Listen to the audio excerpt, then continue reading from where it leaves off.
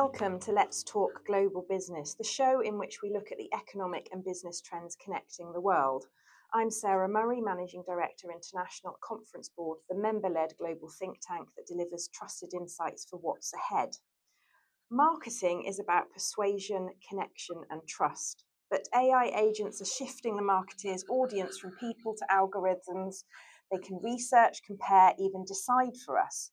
So, do brand storytelling and emotional hooks still matter when your next customer might just be code? And what happens to digital advertising when your agent bypasses the noise to find exactly what you want fast and at the best price? There's been a lot of discussion about how marketeers can use AI agents, but less about how AI agents will change marketing, and that's what we're discussing today. I'm joined today by two veterans of the marketing industry. With me in Singapore is Matthew Godfrey, our Managing Director for Asia, and dialing in from Europe, Florian Klaass, Council Director of our Chief Marketing Officer Council in Europe. Florian is the former Global Head of Music, Entertainment and Culture Marketing, Red Bull, whilst Matt is the former CEO of Monks and VML Asia. Welcome both. You're being here. Good to see you, Sarah. So, Matt, Florian, will marketing survive the era of AI agents? Florian, do you want to start? My answer is yes, 100%. Will it look different in a few years from now? Yes, 100%. I think there's two things to say here about the human nature, and that is dopamine on the one hand side, and it's the sense of belonging on the other hand side. And these are two very, very human aspects that marketing is serving towards. So while I do think AI and technology as such has shaped and changed marketing over the last 50 years already, it will do so over the next 5 or 10 years even more dramatically. But I think we will never see marketing or brands as such completely extinguished. Thank you. Matt, anything you want to add? Yeah, I think Florian's right. Marketing or compelling marketing is as old as storytelling. As storytelling, you can find cuneiform tablets by the Sumerians 3000 BC, which tell the story of a brand or a business and try to convince you to buy and sell more.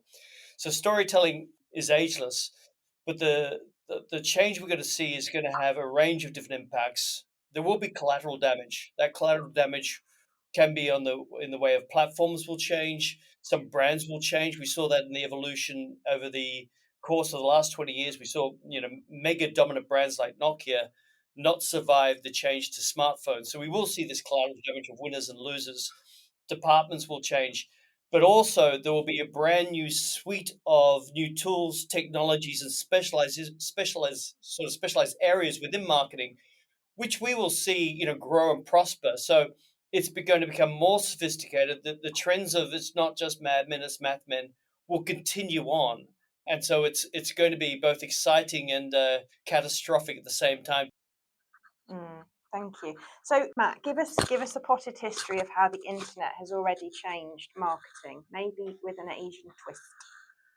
Okay, well, let's start off with the power of data is absolutely everything within marketing, and so I think you can take everything back to the age where actually data was unleashed, and consumer data and also brand data and internal data has propelled things forward.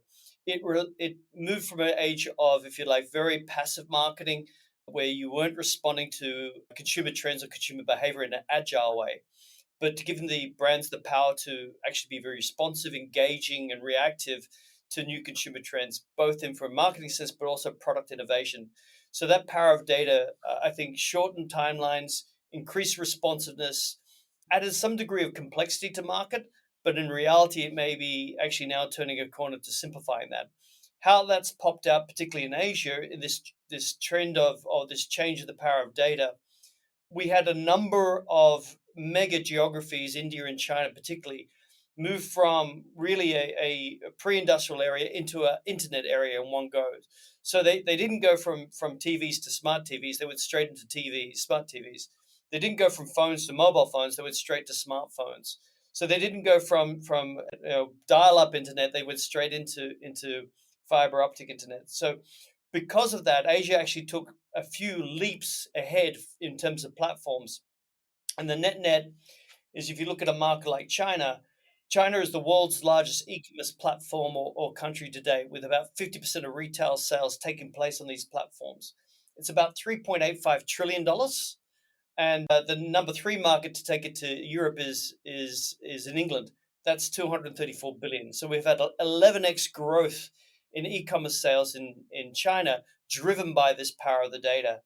This year, as we come into 2025, the global advertising sort of market is now going to reach $1 trillion for the first time ever in history, and three-quarters of that is on digital platforms, and 200 billion of that is on Google itself, and the four or five biggest platforms control half of the market. So although there's a lot of complexity out there, actually, to go back to the power of data, the people who have won the internet race are the people who have controlled the data, the Googles, the Microsoft, the ByteDances. And as we go forward to the next evolution, again, we're going to see this power of data, I think, hit exponential levels as we now move into a new area of more power through AI agents. It's a good point, Matt, about China. I mean, the pace of innovation in China, especially with regards to e-commerce, and the fact of using that customer data, creating new products, kind of testing products before they're reiterating and everything, they're way ahead. It's quite remarkable, really. Yeah, it shows both the ingenuity and agility of moving fast with data, and also living in constant beta. I mean, it allows you to go to market quickly, understand the trends, understand the product nuances, retest, redo, and deliver. And so that, I think, was a very manual process, even though it was powerful. But AI agents will transform that as well. Mm. Florian, at Red Bull, you focused a lot on marketing as a consumer experience. How did your role evolve alongside all the changes in the digital technology? It evolved quite a bit. So I always said I essentially did the same job for 15 years at Red Bull, but every year it was a different job, simply because the external factors just changed dramatically. And just diving very specifically or zooming into that world, it was really two main areas that were affected the most. One was what Matt alluded to already, data, and the emergence of data just becoming this one all-encompassing currency. And the other part is the consumer as a creator. So when we just go back 20 years ago, really, and thinking in the Red Bull world, it was all about the adrenaline rush. It was all about the event. It was all about that experiential moment where you brought the brand and the product to where the people were, and it was more physical places, athletes, music, Formula One, you name it.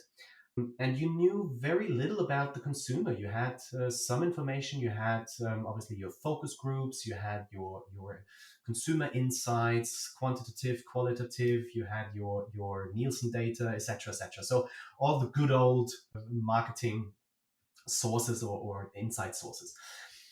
On the data front, obviously, what happened over the last 20 years was nothing short of a complete shift from I know a little bit from punctual conversations and questions and trying to analyze some data in wild spreadsheets to I understand where my consumer is, what they are. It's hyper personalized. I think this journey from a consumer persona to millions of individual consumers where you have so much data and you can target and retarget and all these great things.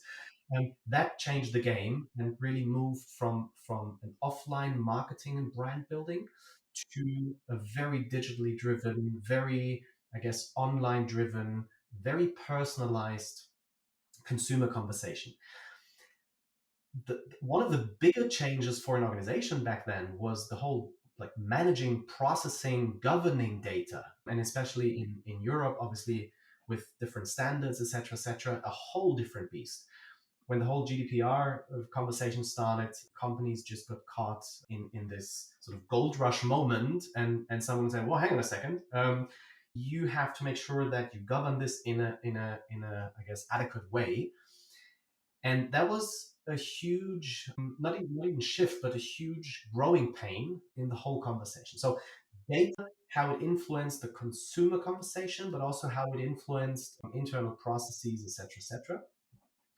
And then the second big portion, the creator mode, where back in the days, brands and companies, marketing was a one-way street, so to speak, more or less. Companies and brands created something and fed the consumers in the hope that they like it. Where consumers were on the receiving end and just consuming it.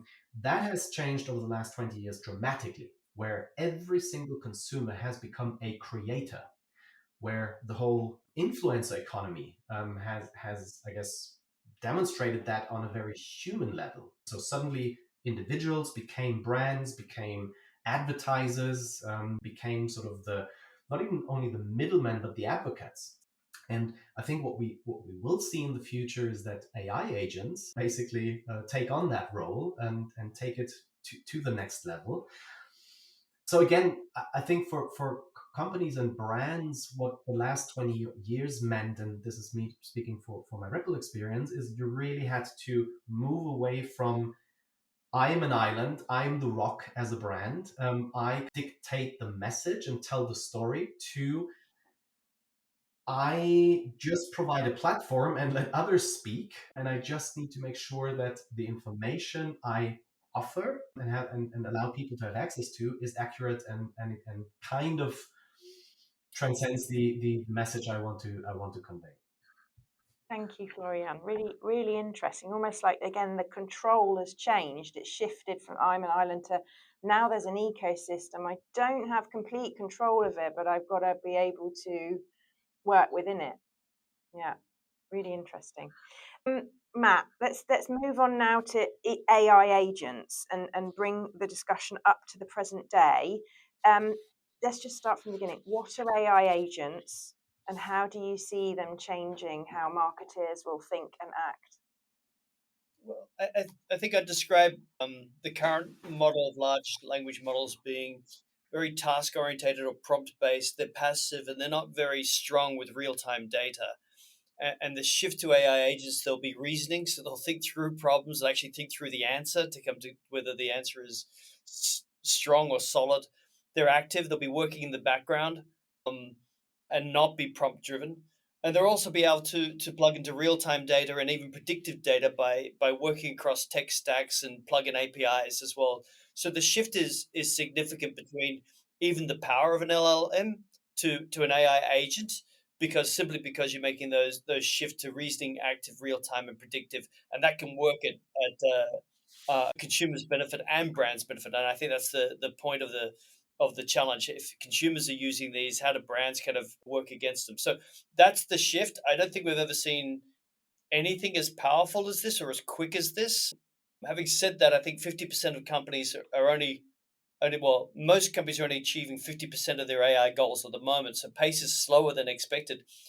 Regulations are there, simplifying the tech stack is there, but still this change will be very quick. So I'd kind of pause there and see if Florian wants to add any more to kind of that shift of what we think an AI agent is. And then we can kind of, I think, unpack a little bit more about how it could benefit the trillions, well, billions of consumers out there.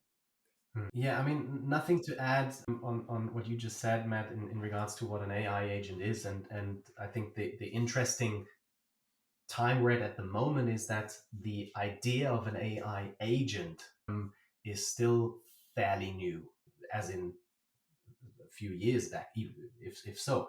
So I think that's probably one of the areas when you start connecting the dots. This is where it gets really, really interesting, because suddenly you kind of merge different disciplines, and this is obviously where the strength of AI really sits. I think the and again, this is how I see it status today.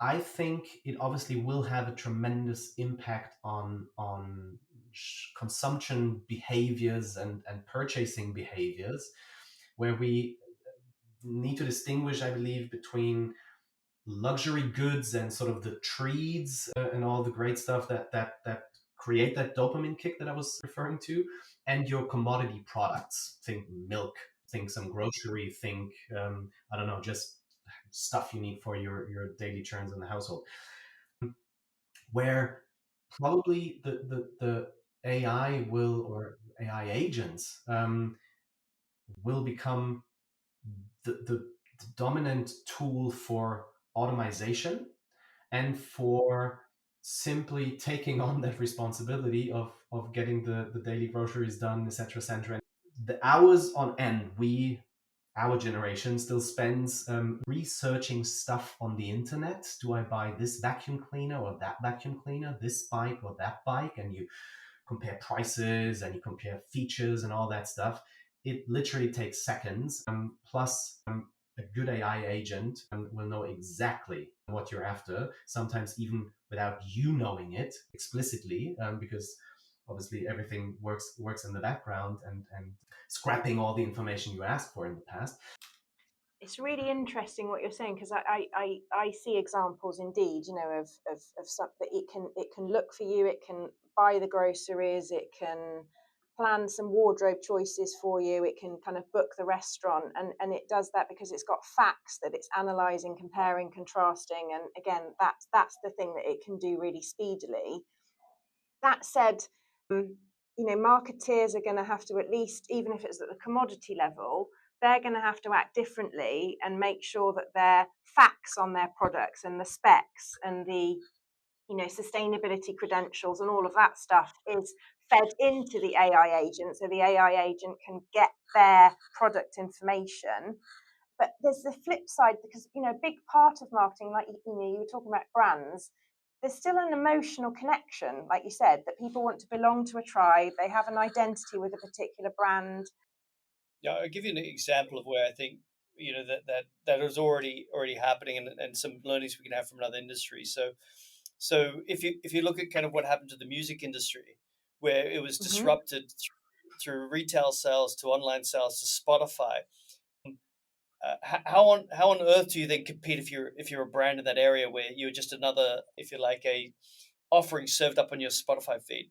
And if you look to what's very impactful in Asia, which is Taylor Swift and Swift economics, the power of brand experience and the power of concerts and music became preeminent as not just a money generating way, but a way to actually build that experience so that actually people sought out your content, your music, and you built your fan base.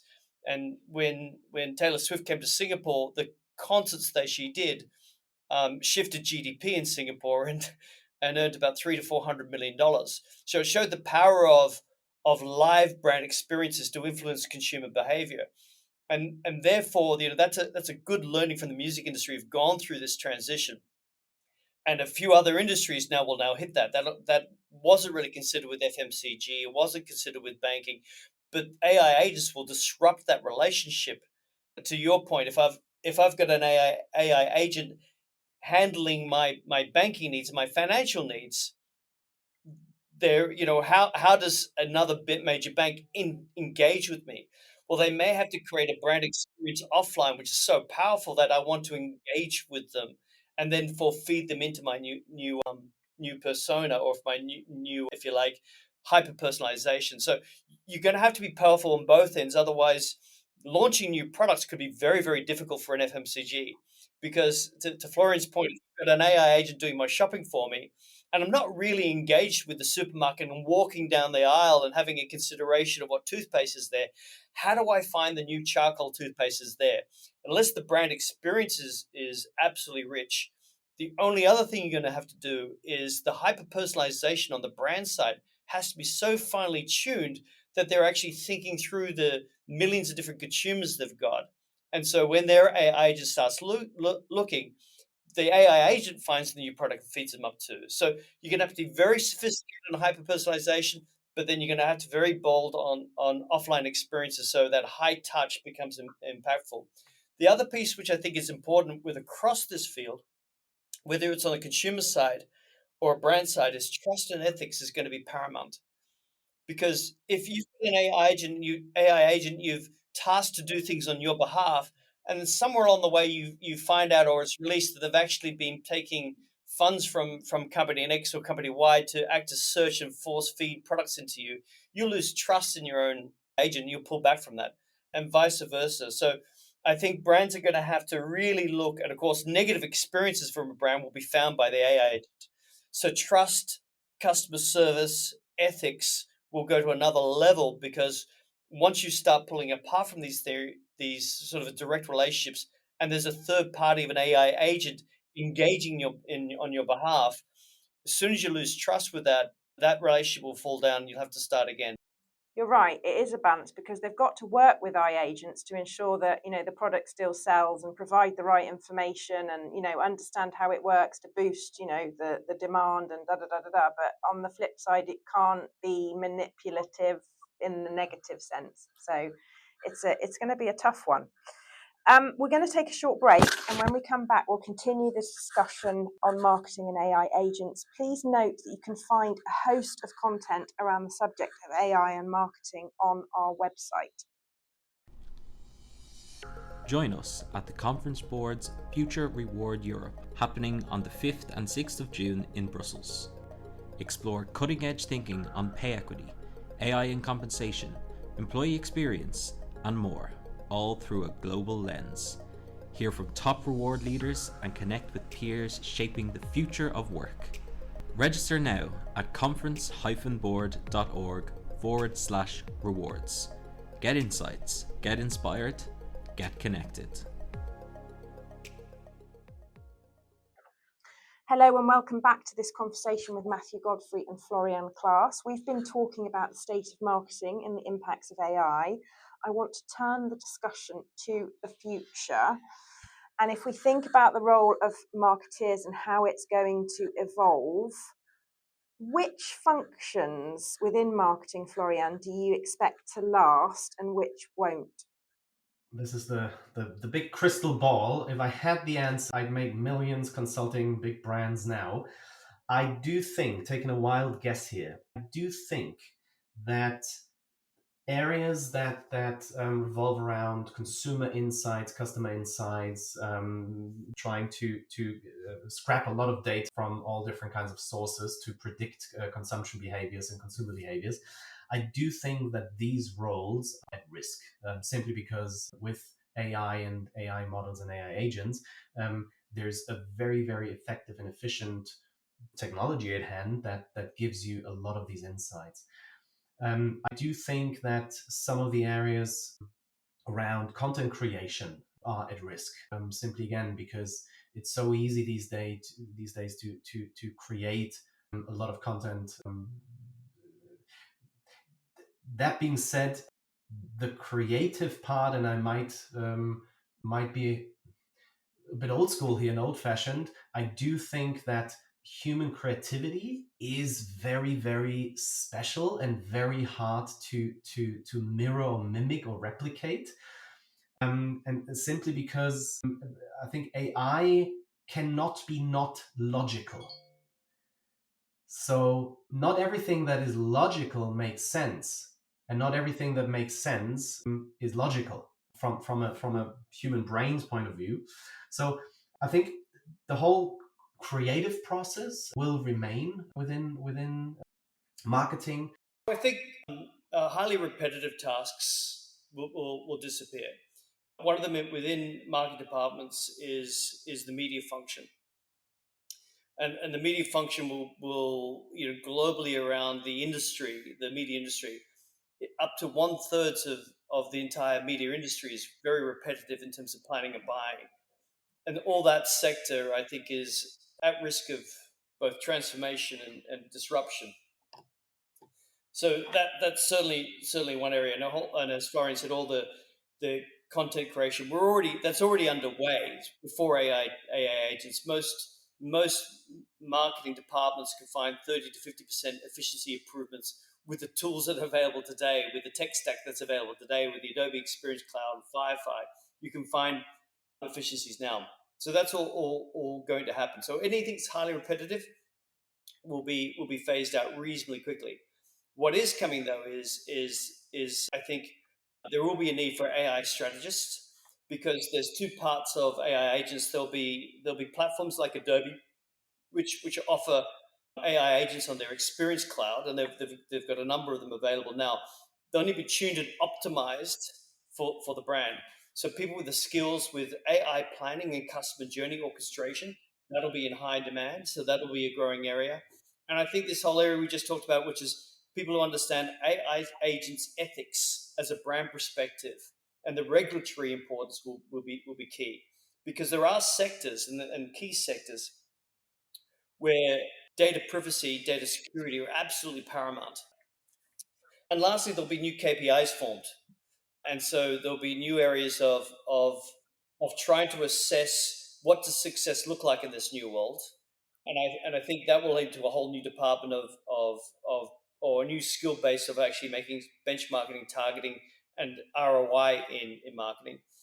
And to follow on the last piece, I think, even pulling in another thread, COVID taught us that the value of personal interaction, whether it be with a brand, with their entertainer, with an influence, we're actually seeing still record numbers of attendance at things like F1, UFC, concerts, the Sphere, and so I think the area of marketing, which will continue to expand, is the whole area of engagement, brand engagement.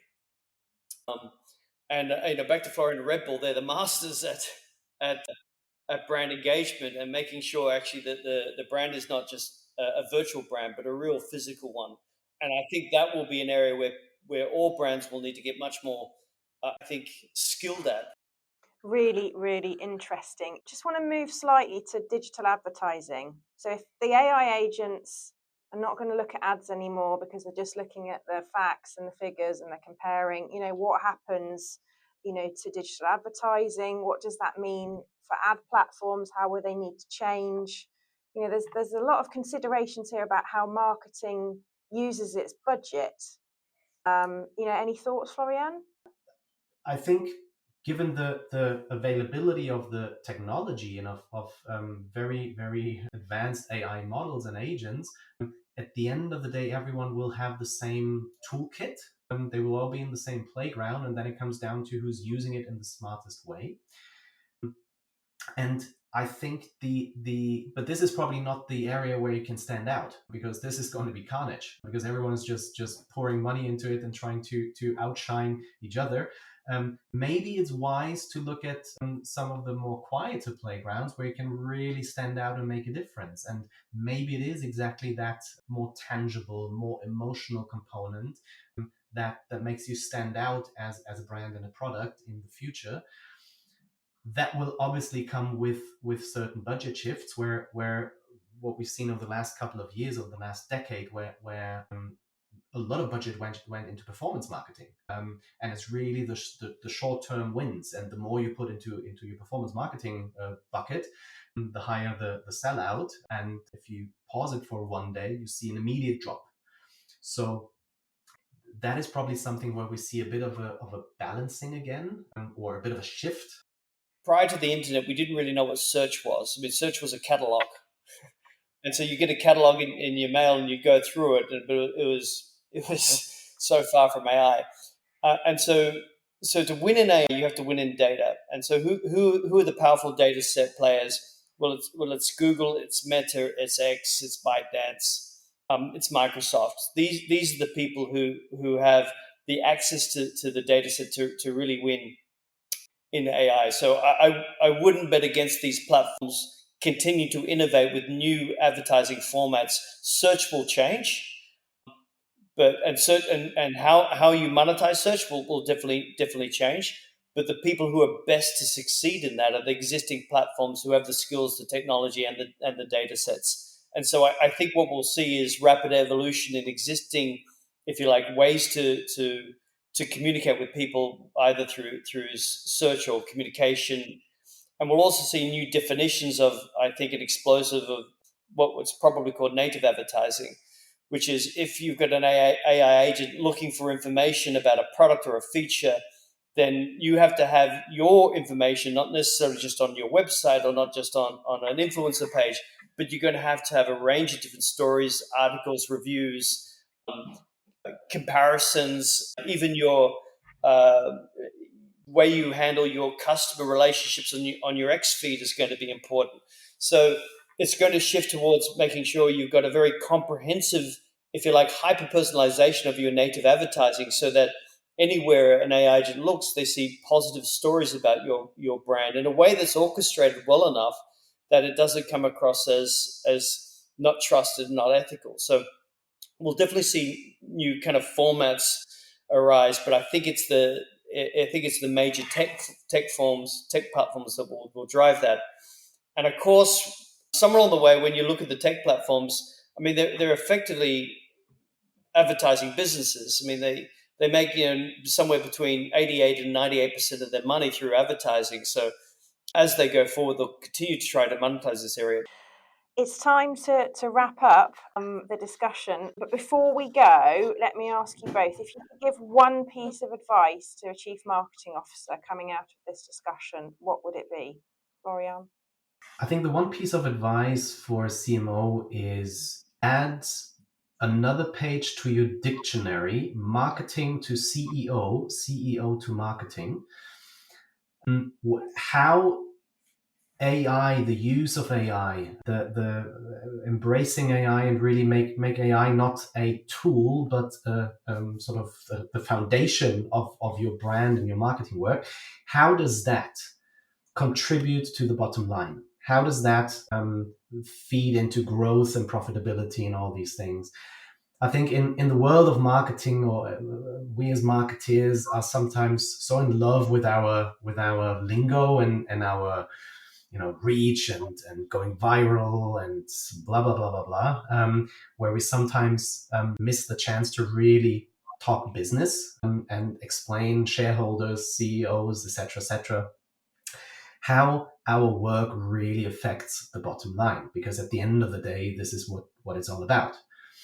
And I think with AI, we have an amazing tool at hand that can help us drive growth, drive profitability, drive customer loyalty, all these great things. We just need to be able to translate that in the right way. So the one piece of advice from my side always is really add that page or that chapter to your dictionary and make sure you're well versed when it comes to that conversation. Thank you. Matt? I would say you've got to be an early adopter, otherwise you run the risk of being Kodak or Nokia. And the pace of change is going to be so fast. There's probably going to be no prizes for the third mover advantage. So you have to lean in. You have to start doing pilots. You have to sort of, yes, be aware of and mitigate risks and ethics, but that shouldn't stop you from taking the lead within your organization. And I think one place I'd look first is there's two areas of AI efficiency. So there's obviously how do you drive efficiencies through your business, which is effectively oriented way, how to, copywriting, image creation, those things are almost, table stakes at this moment. But two, I think there's the power of internal data. And if I was experimenting with things I want to be able to control, it may be looking at our internal tech stack and how do we get more out of what we already have. And there's a good example from China, I think, in last year, which was working with one major tech provider, a global tech provider, and a major global FMCG, and their business problem was through their the restaurant chains, the QSR restaurant chains, they're having problems getting their staff engaging with quality control and the right level of customer experience. And despite having reams and reams of training data for their teams, nobody was engaging with it.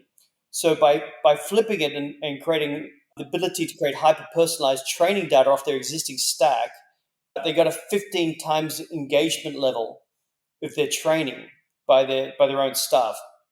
So if you have 2,000 restaurants throughout China and you have, hundreds of thousands of customers every day, but you have a 15x increase in the quality of experience, what will that do for sales? What will do that for brand reputation? And that was just by unleashing their own data. So that's a good example of, I think, if I was a CMO, I'd go, where do I play? Where do I learn? How do I get a case study? How do I then scale from there? And how do I take this to the board? So the board understands this is a competitive imperative and not something we can be a laggard on. Lean in, give it a go, don't get left behind. Yeah, indeed. Well, that brings us to the end of this episode of Let's Talk Global Business. We'll be back next time with a focus on a new topic. You can find a host of content around AI and marketing, as well as listen to the entire catalogue and podcast programming from the Conference Board by visiting our website, conference-board.org. Thank you, Matt and Florian, for sharing your insights with us. Let's Talk Global Business is written by Marie-Jeanne Merillet, produced by Margaret Murphy, and edited by Mark Corocon and Derek Servais. Until next time on Let's Talk Global Business.